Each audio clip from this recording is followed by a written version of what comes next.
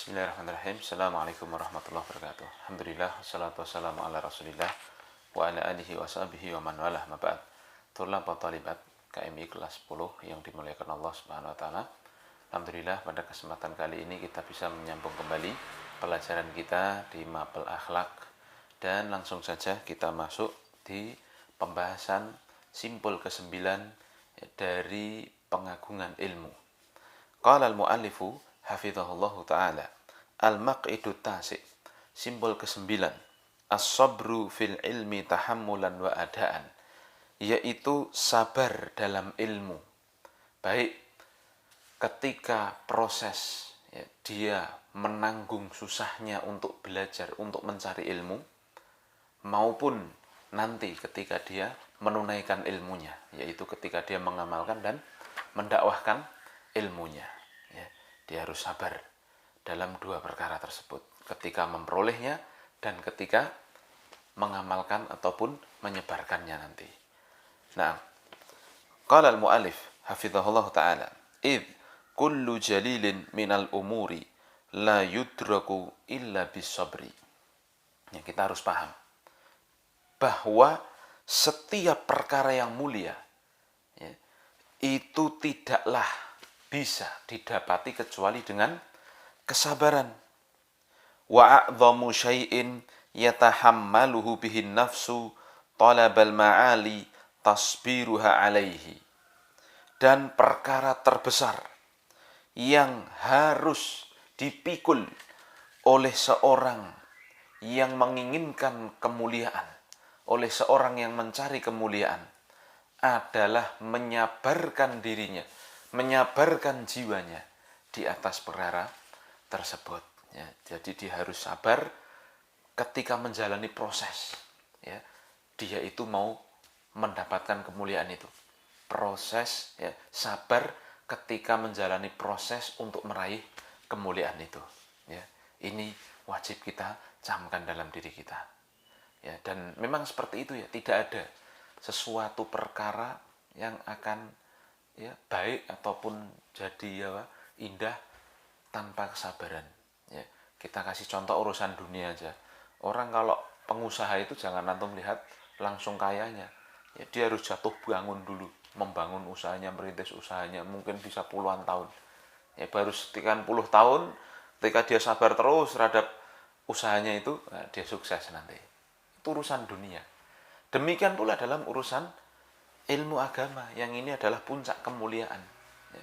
Tidak mungkin orang tidur-tiduran, ya, besok-besok mimpi, jadi ulama. Nggak bisa. Apalagi orang tidak tahu kemana jelasnya, ya kan. Tahu-tahu, ya, dolane ning ndi seperti semboyane orang-orang itu kan. Muda, foya-foya, tua kaya raya, mati masuk surga katanya. Ini perkara yang mustahil. Ya. Nah, ya, jadi sesuatu yang itu kemuliaan, proses mencarinya itu haruslah sabar. Ya. Nah, maka penting sekali bagi kita untuk mencamkan hal ini. Walihada kana sabru wal musabaratu ma'muran bihima litahsili aslil imani taratan wa litahsili kamalihi taratan ukhra.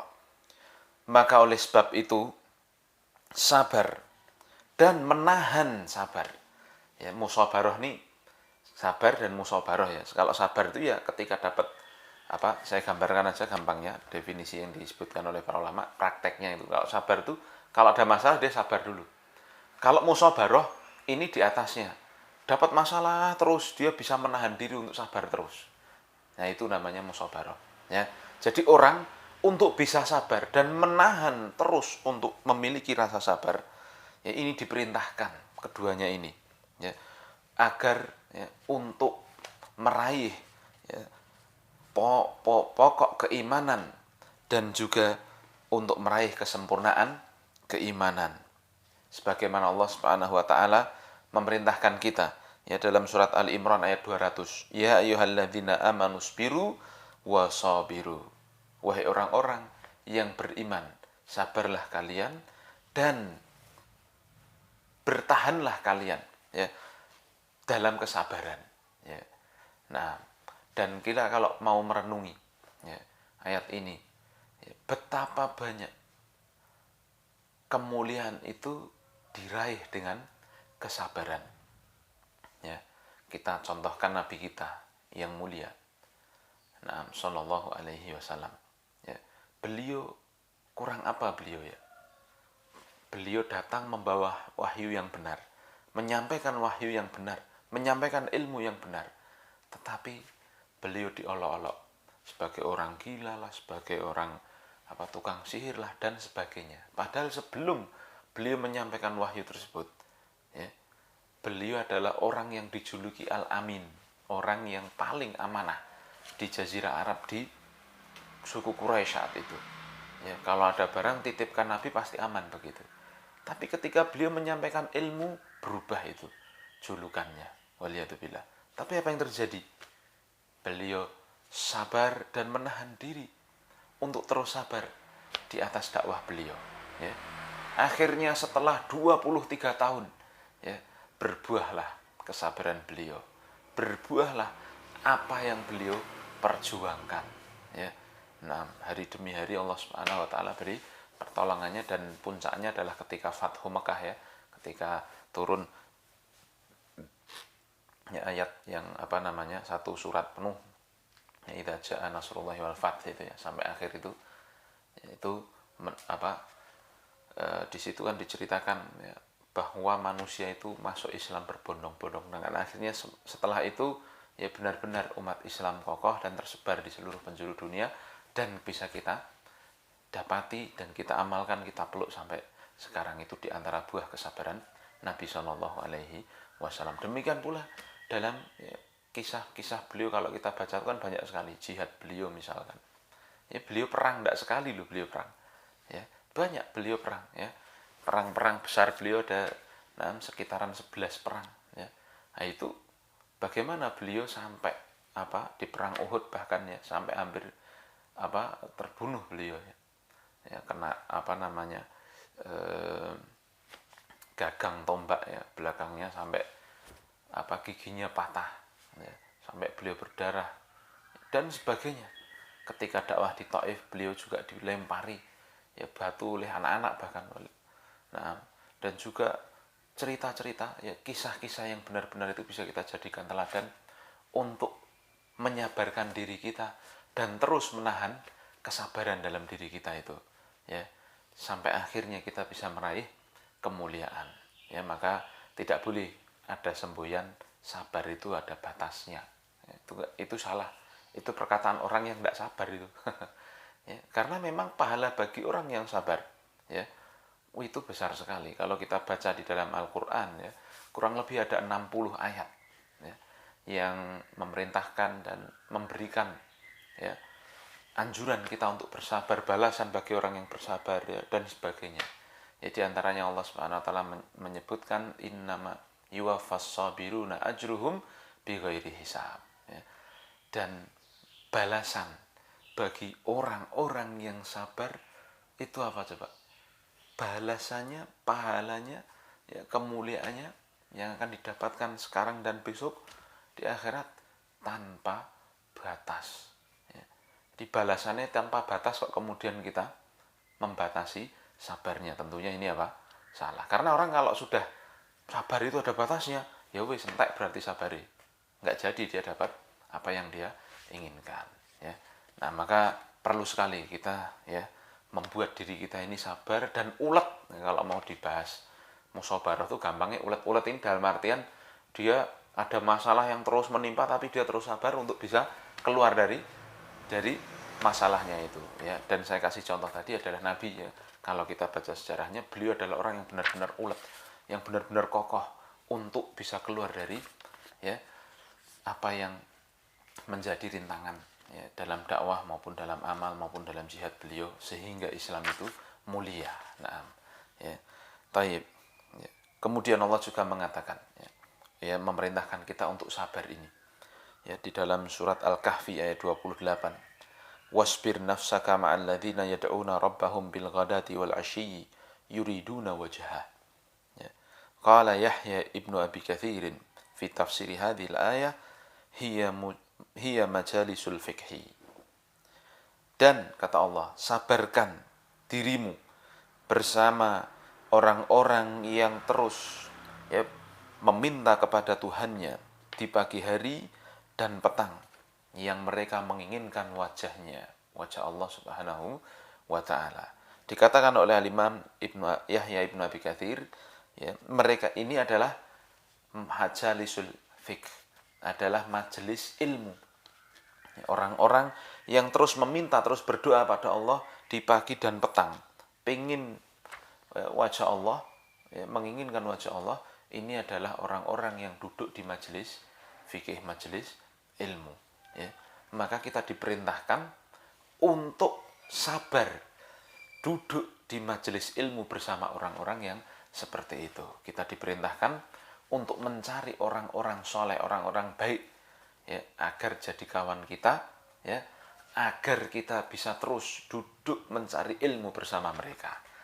Nah, itu yang dikatakan oleh Yahya Ibnu Abi Katsir, ya. Maka pantaslah, ya, sepantasnya kita begitu. Kalau pengen dapat ilmu, ya duduknya bersama orang-orang yang memiliki ilmu. Kalau pengen dekat dengan Allah, duduknya dengan mereka, dengan para ulama, dengan orang-orang yang soleh, yang jika kita salah kita bisa diingatkan, yang jika kita tidak semangat kalau lihat mereka ibadah, lihat mereka menuntut ilmu, semangat kita terpantik, ya. Kalau kita ogah-ogahan menuntut ilmu sedangkan teman-temannya, ya, belajar, kita akan termotivasi.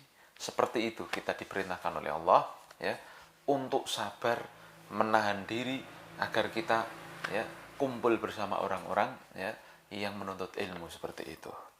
Nah, kemudian saya Utsaimin melanjutkan, walan yuhassila ahadun al-ilma illa bisabri. Masya Allah, ini kalimat penting sekali, tolong kasih garis bawah, ya.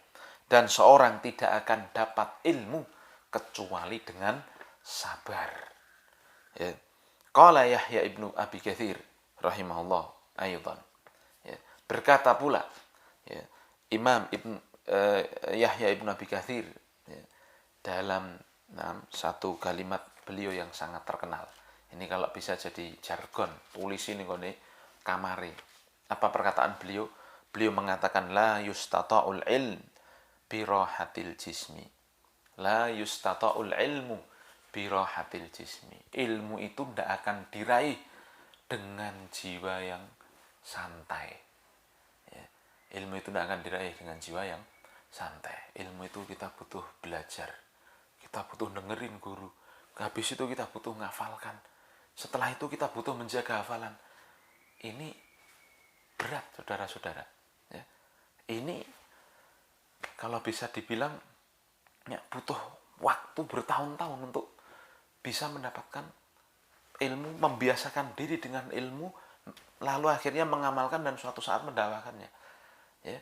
Maka kalau ada orang yang pengen dapat ilmu kok dia tahu-tahu tidur pengen dapat ilmu, ini nggak mungkin. Ini perkara yang mustahil, ya. Saya kasih contoh yang agak jauh tetapi masuk akal, ya. Siapa tidak kenal dengan Cristiano Ronaldo, Lionel Messi? Ini contoh, ya.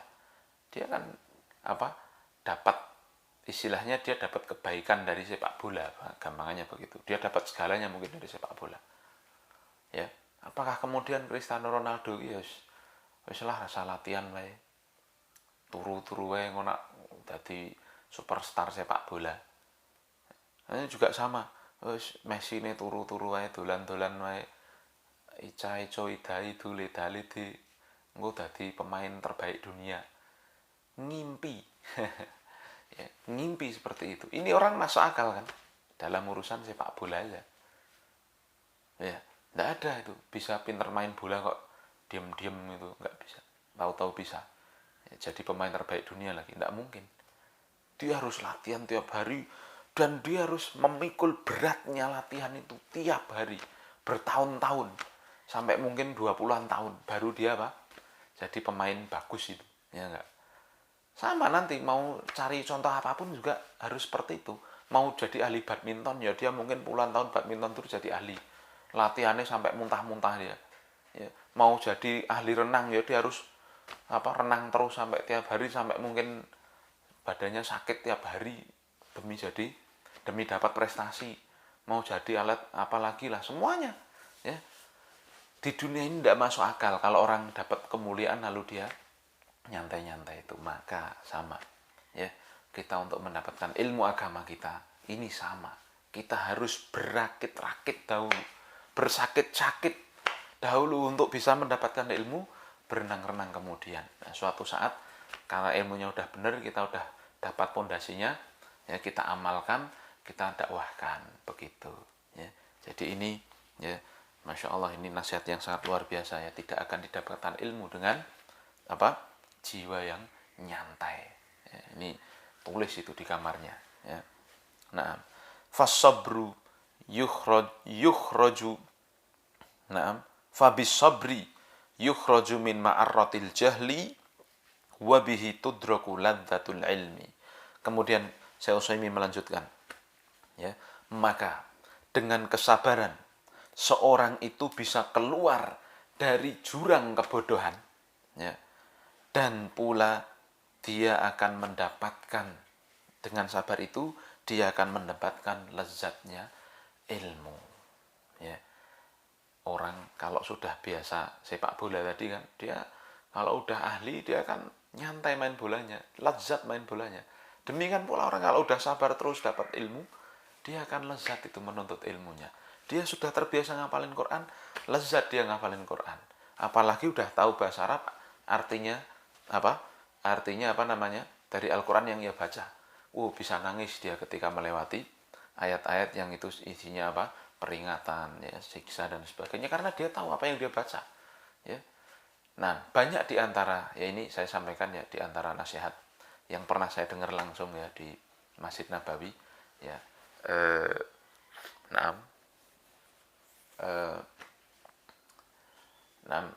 Saya lupa saat ini syekhnya siapa itu, sudah sepuh sekali begitu, ya. Nah, beliau menyampaikan, ya, bahwasanya, orang itu kadang tidak bisa menangis membaca Al-Quran, atau tidak bisa menghayati ketika baca Al-Quran. Kenapa? Karena dia tidak paham apa yang dia baca, ya. Wah, aku mau coba, pokoknya melaku aja gitu, melandang aja. Dan dia nggak bisa lezat pula dalam menghafalkannya, karena dia tidak tahu, tidak sadar yang dihafalkan itu adalah kalamullah, adalah perkataannya Allah, Tuhan semesta alam. Dia tidak sadar itu, ya. Kita saja kalau disuruh bilang mengutip perkataan Bung Karno misalkan, ini cuman di Indonesia, ya, misalkan mengutip perkataan Bung Hatta, kalau kita bisa mengutip kan kadang senang. Alhamdulillah. Nah, kalau kita bisa mengutip perkataannya, ya, kadang kita akan senang. Tapi ya karena kalau kita sadar, ya, kalau kita sadar perkataannya orang yang pernah berjasa pada Indonesia. Tapi kalau kita nggak sadar, ya biasa wae Bung Karno ki sapa, ora urusan, Bung Hatta ki sapa, ora urusan.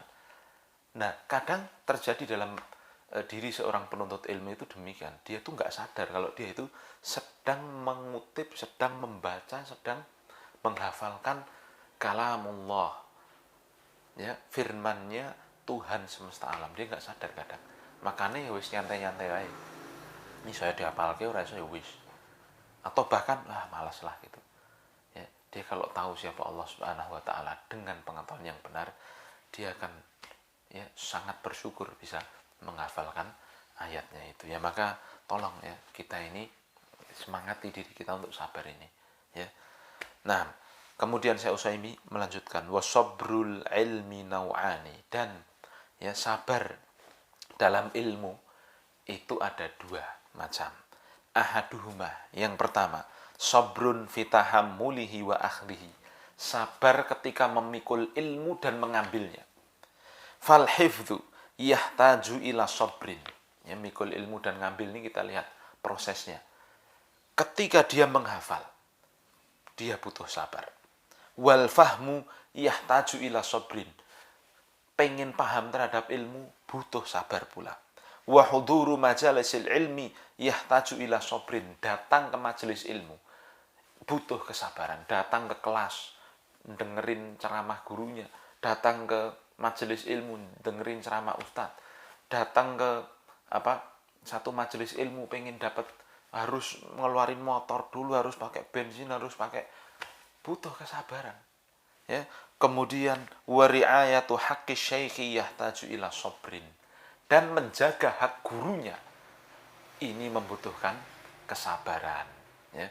Disuruh gurunya ngafalin, disuruh gurunya apa begini, ya. Nanti kalau salah dikoreksi sama gurunya, ya. Kadang ditegur kalau di kelasnya, kamu tuh harusnya begini begitu, ya, tidak boleh begini. Ini hak guru. Kalau orang pengen belajar, ya dia harus tahu hak gurunya, dia muliakan gurunya seperti itu. Ya dia jalani apa yang jadi nasihatnya gurunya, jadi perintahnya gurunya, agar dia dapat ilmu. Jadi murid kok gurunya nyuruh, ayo ini dihafal, mau ini dipelajari, ya lah mau, lah mbuh, ya piye, nggak dapat ilmu. Ya sama seperti contoh tadi, orang mau main bola, suruh pelatih, ayo kamu nendang bola 5 kali, lari keliling lapangan 10 kali, walah malah turu mulai, ya nggak akan bisa dia main bola. Sama dalam ilmu itu kita wajib tahu, ya kita ini harus memiliki mentor, kita ini memiliki guru yang mengarahkan kita. Nah disitulah butuh kesabaran. Ya, kadang wah ulangan wis rasane nggarap apik-apik bijine elek, wah guruku jangan-jangan yang salah. Seperti ini terkadang ya terjadi pada murid. Maka kembali ke sini ya, yang pertama ini untuk memikulnya, untuk meraih, untuk memperoleh ilmu ini dia butuh sabar yang luar biasa. Karena tadi menghafal, proses talakinya yang menuntut ilmu pada gurunya, proses dia itu harus datang ke gurunya itu aja butuh kesabaran ya. Maka marilah ya kita munculkan ini yang pertama ini ya, sabar ketika proses menuntut ilmunya. Lalu yang kedua, sabar dalam ilmu itu adalah ya an-nau'utsani sabrun fi adaihi wa bathihi wa tablighihi ila ahlihi. Sabar ya dalam menunaikan ilmunya dan menyebarkan ya ilmunya kepada orang yang berhak untuk dia beri ilmu ya. Ya fal julusu lil muta'allimina yahtaju ila sabrin. Duduk untuk ngajar itu butuh sabar. Jadi guru tuh berat itu, harus sabar dia. Guru meh berangkat, anaknya nangis, anaknya sakit, walah diurusi sih, ora sida berangkat, ora sida ngajar, jami kosong, ya kan banyak ya. Itu proses saudara-saudara.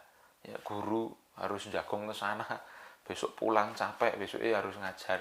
Wah piye ini. Jadi ngajar itu juga butuh sabar. Belum lagi kalau dia menyiapkan materi harus baca dulu dan sebagainya. Waduh, ya butuh sabar. Ya, itu nanti ya. Wa ifhamuhum yahtaju ila sabrin. Mahamkan murid butuh sabar. Murid itu enak sing pinter alhamdulillah.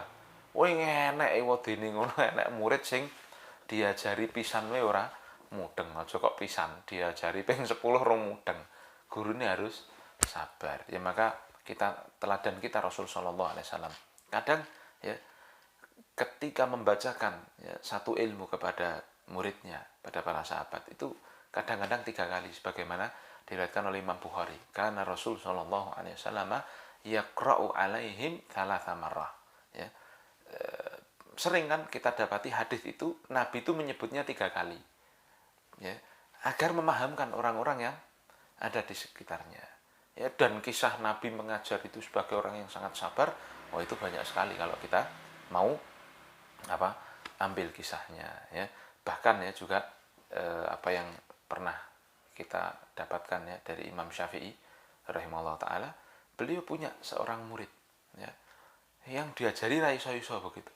Sampai Imam Syafi'i mengatakan, wahai muridku, seandainya boleh aku suapkan ilmu ini kepadamu, tak suapi kamu. Saking berkali-kali diterangke belum paham. Jadi gurunya itu berusaha untuk memahamkan, ini butuh kesabaran yang luar biasa. Akhirnya muridnya Imam Syafi'i itu jadi ulama setelah sekian lama, karena ya akhirnya bisa paham. Beliaunya sabar, ya, Imam Syafi'inya juga sabar. Muridnya sabar, gurunya sabar, dadi ilmune. Ya, kemudian ya wahtimalu zallatihim yahtaju ila sabrin. Dan guru itu ya ketika menghadapi kesalahan-kesalahan zallat ya, baik sengaja maupun tidak sengaja dari muridnya, itu butuh sabar juga. Ada guru ya nerangin digambar sama muridnya. Ada guru dilokke sama muridnya, dipacok-pacokke, dikarapi itu loh. Apa kalau bahasa Jawa dikarapi, Pak Guru kaya ini kaya itu. Nah, ini muridnya walaupun kurang adab seperti itu, gurunya harus sabar. Itu muridku, aku harus bisa merangkulnya, aku harus bisa memahamkannya. Inilah jadi guru.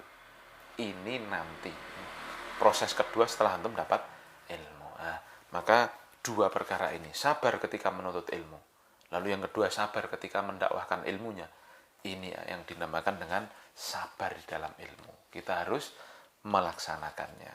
Nah, kemudian wa fauqa hadaini nawaini min sabril ilmi as-sabru ala sabri fihima.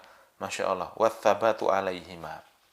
Dan di atas ya perkara ya kesabaran dalam ilmu ini ya ada perkara yang memang apa kalau kita jalani akan mulia kita, yaitu sabar, untuk sabar di dalam keduanya ya, dalam menuntut ilmu dan mendakwahkan ilmu itu, dan kokoh di atas keduanya itu ya.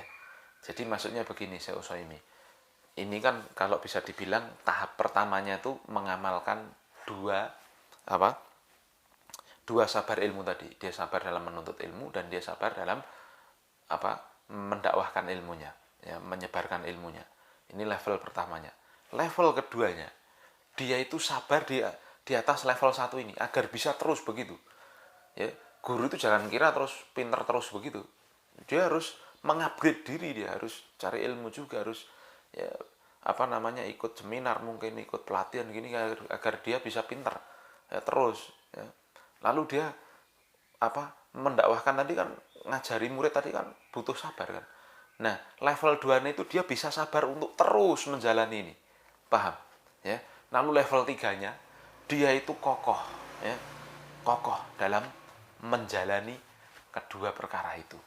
Nah, jadi dia terus saja jadi orang yang seperti itu terus. Ya makanya kalau antum ya nanti insya Allah ya semoga bisa suatu saat ke Masjid Nabawi, antum lihat di situ banyak masyayikh tua. Ya. Kalau pasnya mohon maaf bukan tua, masyayikh sepuh bahasa Jawanya yang bagus. Ya. Jadi saya memang masya Allah sudah putih semua. Ya seperti yang pernah kita dapati Syekh Abdul Muhsin Al-Abbad. Ya, hafizallahu taala, beliau udah sepuh banget ya, kalau ditanya beliau sudah ngajar berapa lama ya di Masjid Nabawi di apa Universitas Madinah ya, ada orang yang mungkin jawab beliau udah 40 tahun lebih ngajar di sini, beliau udah 50 tahun lebih ngajar di sini, beliau hampir 50 sekian tahun ngajar di sini, masya Allah ya.